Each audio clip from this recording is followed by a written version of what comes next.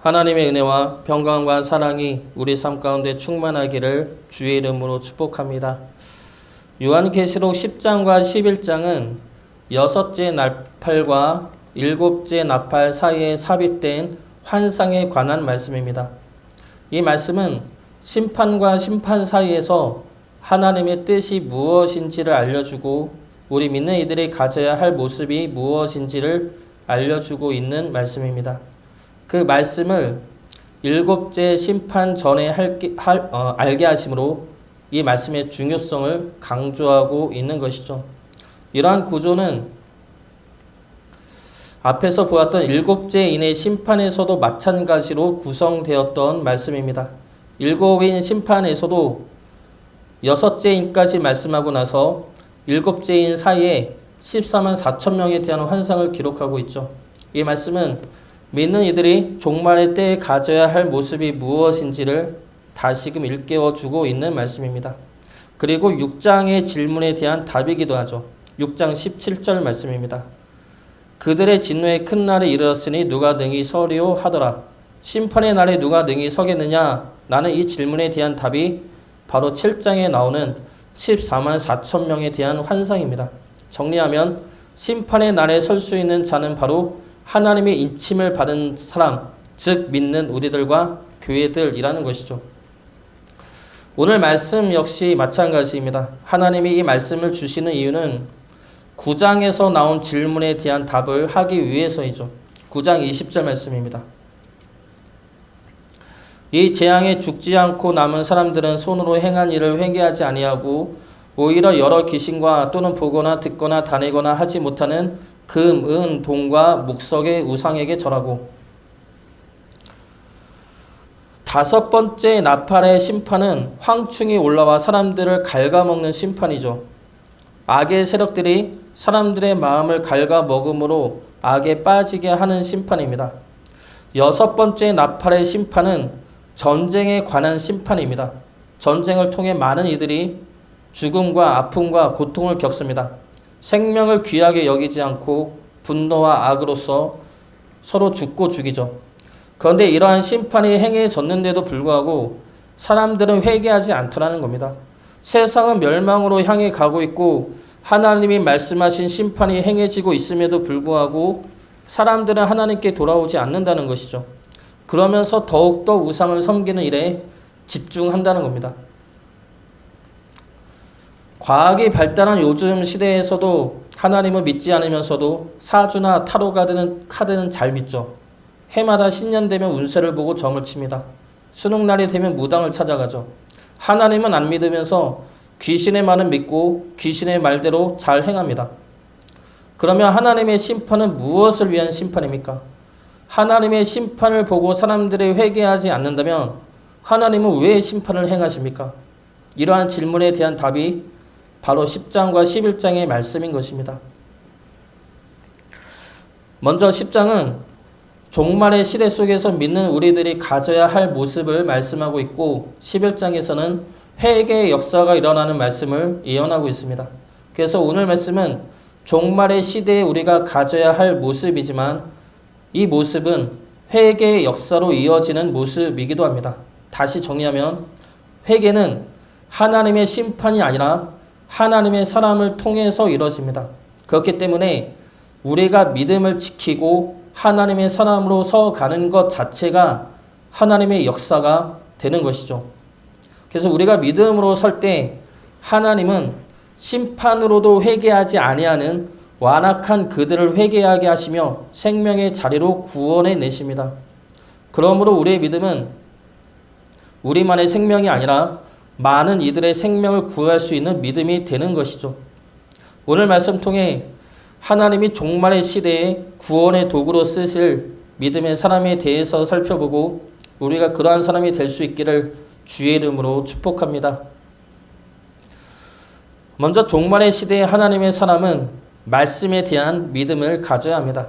그 믿음 위에 굳건히 서 있어야 하죠. 1절에 보면 힘센 천사가 내려옵니다. 그리고 구름은 하나님의 현현을 상징하는 모습이며 무지개는 언약의 하나님, 진실하신 하나님을 상징합니다. 무지개는 노아의 홍수 이후에 다시는 물로 심판하지 않겠다는 증표로 주신 것이죠. 그렇기 때문에 무지개는 심판보다는 언약의 하나님, 그 언약을 지키시는 신실하신 하나님을 의미합니다. 이 말씀은 이러한 모습으로 나타났다는 것은 세상의 심판이 하나님의 계획이 아니라는 것을 의미하죠. 하나님은 심판의 하나님이 아니라 구원의 하나님입니다. 그렇기 때문에 이 세상의 심판을 향해 가고 있는 것은 사람들의 죄로 인한 당연한 모습이지 하나님의 심판 때문이 아니라는 겁니다. 오히려 하나님은 심판을 향해 가는 이 세상 속에서 하나님의 사람을 구원해 내기를 원하시며 하나님의 사람을 생명의 나라로 인도해 내고 계십니다. 이것이 요한계시록 전체의 말씀이죠. 얼굴은 해 같다는 말씀은 예수님을 상징하는 모습이고, 발은 불기둥 같다는 말씀 역시 부정한 것을 태우고 정화시키는 주림을 상징합니다. 그래서 이 천사는 하나님과 예수님의 속성을 드러내면서 강림함으로써 이 천사의 말이 곧 하나님의 뜻과 예수님의 말씀임을 강조하고 있는 것이죠. 2절을 보면 편 두루마리를 들고 있는데, 이 두루마리는 5장에 나오는 두루마리를 의미합니다. 5장에서는 이 두루마리가 봉인되어 있었지만 예수님이 이 두루마리의 봉인을 풀어내셨습니다. 그러므로 지금 천사가 들고 있는 이 두루마리는 펴진 상태이죠. 이 천사가 밟고 있는 것은 바다와 땅입니다. 이것은 이 세상 모두를 의미하죠. 그러므로 이 세상을 주관하고 다스리는 분이 하나님임을 드러내고 있습니다. 3절을 보면 사자가 부르짖는다는 말씀은 하나님의 강한 능력의 음성이면서 동시에 하나님의 안타까움과 간절한 음성의 의미를 지닙니다. 회개하지 않는 이들에 대한 사랑과 긍휼함이죠. 그때 7 울의 소리가 납니다. 그런데 요한이 이 말씀을 기록하려 할 때 하늘에서 소리가 나서 7 울의 소리를 임봉하고 기록하지 말라 말씀하십니다. 여기에서 하늘에서 소리는 하나님 또는 예수님의 음성을 가리키죠. 그러면 7 울의 소리는 무엇이며 하나님은 왜 이 말씀을 기록하지 말라 말씀하신 것입니까? 크게 2가지의 해석이 있습니다. 첫 번째 해석은 7 울의 소리는 하나님의 신적인 음성을 의미하고, 이 말씀을 기록하지 말라는 말씀은 하나님의 말씀을 비밀로 남겨두라는 말씀입니다. 이것은 우리가 들어도 온전히 이해할 수 없기 때문에 비밀로 남겨두시는 것입니다. 그렇지만 이 말씀은 우리가 재림의 때에 온전히 알 수 있게 되는 말씀이죠. 신명기 29장 29절 말씀입니다. 감추어진 이는 우리 하나님 여호와께 속하였거니와 나타난 일은 영원히 우리와 우리 자손에게 속하였나니 이는 우리에게 이 율법의 모든 말씀을 행하게 하심이니라. 우리는 하나님을 온전히 알 수가 없죠. 하나님이 주신 이 성경 말씀도 우리는 제대로 이해하지 못할 때가 많습니다. 그럼 우리들이 하나님의 뜻과 말씀을 어떻게 온전히 이해할 수가 있겠습니까? 하나님이 감추어진 일에 대해서는 우린 알 필요가 없습니다. 그것은 하나님의 영역이고 하나님의 일하심에 속한 일이기 때문입니다. 우리의 관심이 언제 무슨 일이 일어나고 어떠한 사건이 생기고 어떤 나라가 망하고 일어나는지에 있어서는 안 된다는 것이죠. 우리의 관심이 어떤 일을 하면 성공하고 어떤 주식이 오르고 어떤 곳에 가면 복이 임하는 것이 되어서는 안 된다는 겁니다. 그것은 하나님의 영역이라는 것이죠. 우리가 해야 할 것은 어떤 일을 하든 어떤 곳에 있든 하나님의 백성됨을 지키고 하나님의 말씀대로 살아내는 것입니다. 그러므로 하나님은 감추어진 비밀이 있음을 알려주고 계시는 겁니다. 이것이 첫 번째 해석이고, 2번째 해석은 심판을 하지 않겠다는 해석입니다. 7 울의 소리는 7인, 7 나팔, 7 대적과 같은 심판의 말씀이라는 것이죠. 그런데 그 말씀을 봉인하라 하신 말씀은 더 이상 심판을 하지 않겠다는 겁니다. 왜냐하면 그 심판으로 사람들을 구원할 수 없기 때문입니다. 이러한 해석은 10장과 11장에 나타난 심판이 아닌 하나님의 사람으로 구원에 이르게 할 것이다 라는 주제와 연결되는 해석이죠. 그리고 이 해석의 근거는 시편 29편의 말씀입니다. 시편 29편 3절부터 9절까지 말씀 보겠습니다. 여호와의 소리가 물 위에 있도다. 영광의 하나님이 우레소리를 내시니 여호와는 많은 물 위에 계시도다. 여호와의 소리가 힘 있으며 여호와의 소리가 위엄차도다. 여호와의 소리가 백향목을 꺾으시며 여호와께서 레바논 백향목을 꺾어 부수시도다. 그 나무를 송아지 같이 뛰게 하시며 레바논과 시론으로 들 송아지 같이 뛰게 하시도다. 여호와의 소리가 화염을 가르시도다. 여호와의 소리가 광야를 진동하시며 여호와께서 가데스 광야를 진동시키시도다. 여호와의 소리가 암사슴을 낙태하게 하시고 삼림을 맑게 벗기시니 그의 성전에서 그의 모든 것들이 말하기를 영광이라 하도다. 여기서 우레소리는 하나님의 심판의 말씀이죠. 그리고 나서 결론은 하나님이 왕이 되심으로 자기 백성에게 평강을 주신다라는 것입니다. 시편 29편 10절과 11절 말씀입니다. 여호와께서 홍수 때에 자정하셨으며 여호와께서 영원하도록 왕으로 자정하시도다. 여호와께서 자기 백성에게 힘을 주시며 여호와께서 자기 백성에게 평강의 복을 주시리로다. 그래서 이 시편 29편을 근거로 해서 이 우레소리를 해석하면 하나님의 심판의 말씀이지만 이 심판은 봉인함으로 더 이상의 심판을 행하지 않겠다는 말씀입니다. 이것은 7인과 7나팔과 7대접만으로도 심판은 충분하다는 뜻이죠. 그리고 이제는 심판이 아니라 하나님의 사람을 통해 구원해 내시겠다는 말씀입니다. 그래서 우레소리는 하나님의 비밀의 음성이란 해석과 심판의 말씀이란 해석 둘 다 맞을 수 있습니다. 그러나 하나님이 봉하였다는 것은 우리가 알 필요가 없다는 말씀이라는 것이죠.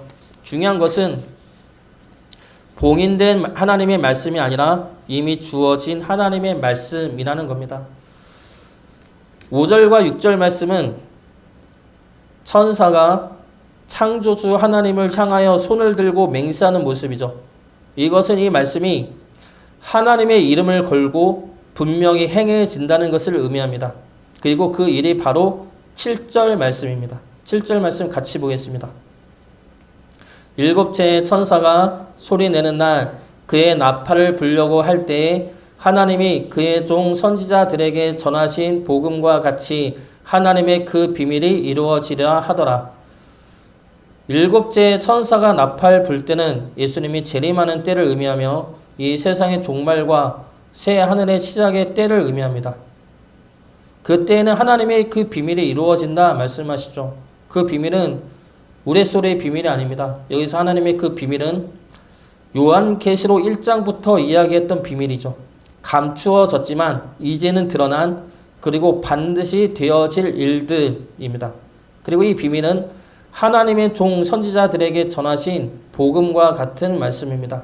즉 구약에서 이미 예언하였고 증거하셨던 말씀이죠. 바로 새하늘과 새 땅입니다. 하나님은 새하늘과 새 땅을 약속하셨고 성취하셨습니다. 이것은 오래전부터 감추어진 비밀이지만 주님으로 인해 드러난 비밀이며 이제는 반드시 확실히 이루어질 일입니다. 회개하지 아니하는 사람들 가운데서 하나님이 이 환상을 보여주신 이유는 우리 믿는 이들이 새 하늘과 새 땅에 대한 하나님의 약속을 분명히 믿고 서게 하기 위해서이죠. 예수님의 재림은 세상의 죄로 인함이 아니라 믿는 이들의 순교와 기도로 인함이라 하였습니다. 그러면 예수님의 재림의 목적은 세상에 대한 심판이 아니라 믿는 이들을 향한 구원이 되는 것이죠. 하나님은 지금 우리들의 기도를 들으시고 우리를 영원히 구원하시고 영원한 주의 품에서 살게 하시기 위해 일하시고 역사하고 계십니다. 이 세상의 끝이 아니면 영원하지도 않죠. 믿는 이들을 향한 세상의 핍박과 고통 역시 영원하지도 않습니다. 영원한 것은 하나님의 말씀이며 하나님의 나라이죠. 이 사실을 우리가 분명히 믿고 붙들어야 할 것입니다. 최후에 남는 것은 하나님의 나라이고 그리고 믿음을 지킨 자들입니다. 그 최후에 남는 자들이 우리가 되기를 원합니다. 끝까지 믿음을 붙들고 지키어서 영원한 하나님의 나라에 들어갈 수 있는 주의 자녀 되시기를 주의 이름으로 축복합니다. 두 번째로 종말의 시대에 하나님의 사람은 말씀을 들어야 합니다. 그것도 그냥 듣는 것이 아니라 개걸스럽게 탐욕스럽게 먹고 들어야 합니다. 8절과 9절 말씀을 보면 천사가 이 두루마리를 요한에게 먹으라 말하죠. 이 두루마리는 하나님의 말씀입니다. 여기서 먹으라는 헬라어는 카테파곤인데 이 단어의 뜻은 개걸스럽게 먹다, 탐욕스럽게 먹다라는 뜻입니다. 그냥 먹는 것이 아니라 다 먹을 때까지 먹는, 그것도 개걸스럽고 탐욕스럽게 먹어야 한다는 것이죠. 이것은 하나님의 말씀을 온전히 내 것으로 만들어 살라는 말씀입니다. 그냥 읽고 듣는 것에서 그치는 것이 아니라 그 말씀이 내 삶의 중심이 되고 내 생각의 기준이 될 수 있도록 끝없이 읽어서 말씀의 사람이 되라는 말씀이죠. 감리교 창지자인 존 웨슬리 목사님은 자신의 소원에 대해 한 책의 사람이 되기를 간절히 원한다라고 말하였습니다. 여기서 한 책은 성경 말씀을 가리키죠. 그런데 이것이 성경책만 읽겠다는 말씀이 아닙니다. 다른 책들을 경시하겠다는 말씀도 아니죠. 한 책의 사람이 되기를 원한다는 말은 성경 말씀이 내 삶을 주관하고 내 모든 생각과 감정을 다스리며 그 말씀과 함께 살아가겠다는 말입니다. 이 말은 성경 말씀에 종속되어 살아가겠다는 말과는 다른 말이죠. 한 책의 사람은 성경 말씀과 함께 살아가며 같이 호흡하며 같이 인생의 희노애락을 겪으며 영혼의 쉼터로 인생의 동반자로 살아간다는 말입니다. 그만큼 말씀을 사랑하고 말씀을 통해 늘 새로워지며 말씀을 통해 깊어지는 삶을 살았고 살고 있으며 앞으로도 살겠다는 말이죠. 그 말씀이 내 생각과 삶을 주관할 수 있도록 하나님의 말씀을 읽고 보시기 바랍니다. 내 입장에서 듣기 좋은 말만 듣고 내 마음에 드는 말씀만 보고 내 생각대로 해서는 안 될 것입니다. 자기 주장을, 내 주장을 강요하기 위해서 성경 말씀을 갖다 쓰는 분들을 너무 많이 봤습니다. 하나님의 말씀을 욕보이고 있는 것이죠. 하나님의 말씀이 나를 위해 있는 것이 아니라 내가 하나님의 말씀 앞에 서야 한다는 겁니다. 하나님의 말씀에 나를 비추어 나를 변화시키고 내가 깨져야 하죠. 그래서 하나님의 말씀이 나를 이끌도록 해야 합니다. 그것이 한 책의 사람으로 살아가는 것이죠. 우리 역시 한 책의 사람으로 살 수 있기를 바랍니다. 그렇게 살기를 사모하시기 바랍니다. 하나님이 주신 말씀이죠. 이 말씀을 끝없이 읽고 늘 읽으시어 날마다 새로워지는 기쁨과 감사로 생명의 길을 나아가시기를 주의 이름으로 축복합니다. 마지막 세 번째로 종말의 시대에 하나님의 사람은 그 말씀을 다시 전하는 것입니다. 하나님의 말씀은 우리 입에서는 다나 우리 배에서는 쓰게 됩니다. 이것은 우리가 말씀을 들을 때는 좋으나 그 말씀대로 살기는 어렵다는 것을 의미하죠. 그리고 동시에 하나님의 말씀이 우리에게는 좋으나 선포하는 것은 우리를 아프고 힘들게 한다는 겁니다.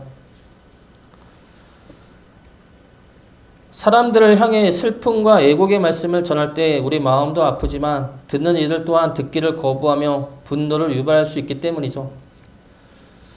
이 말씀은 에스겔 2장과 3장의 말씀을 배경으로 하고 있는 말씀입니다. 에스겔에서 이 말씀은 슬픔과 애곡의 말씀이고 재앙의 말씀입니다. 그런데 그 말씀을 선포할 때는 우리 마음도 힘들고 듣는 이들에게 또한 쓸 수밖에 없는 말씀이죠. 지금 요한은 반모섬에 유배되어 있는 상황입니다. 그리고 믿는 이들은 지금 로마에 의해서 순교당하고 있는 상황이죠.